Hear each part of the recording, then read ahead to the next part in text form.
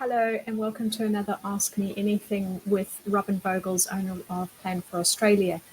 Today I'm talking about EOFY, ATO, TFN, ABN, ATM, BPAY, all these things in Australia that you're going to encounter in your first few hours or days perhaps, and you're not sure what they all are.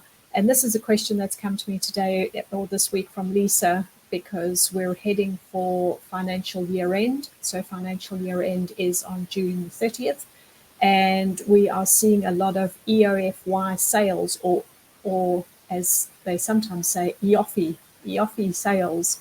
So EOFY, end of financial year, is what that one stands for. Let me make this a little bit bigger for you so you see less of me and more of what I'm talking about.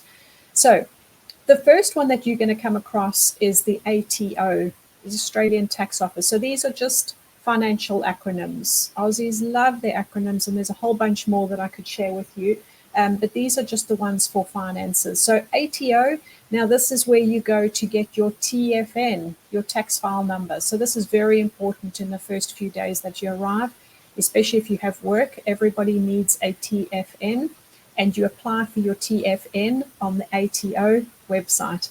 Now, when you try and Google TFN or apply for a TFN, there are quite a few scams that come up. So if you are having to pay for your tax file number, let the alarm bells ring really loud in your head. You do not need to pay for a tax file number if you are on the official ATO website.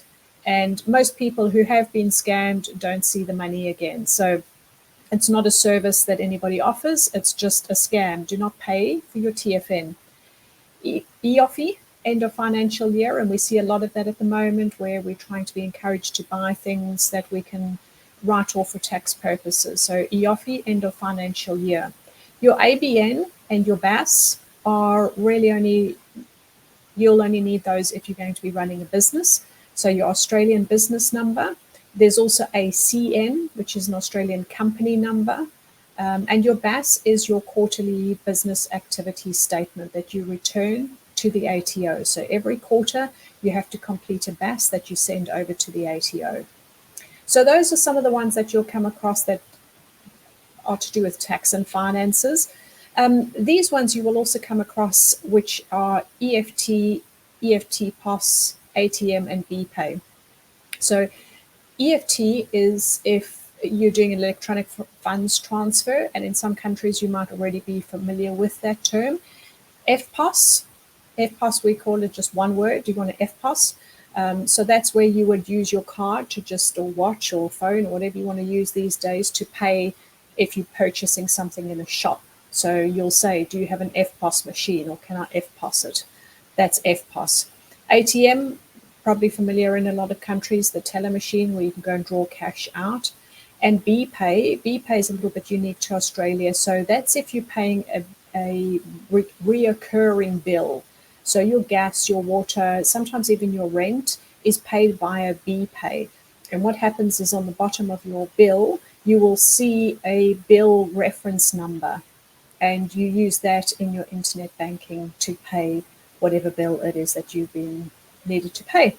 So I hope that's been helpful. Some financial acronyms for you.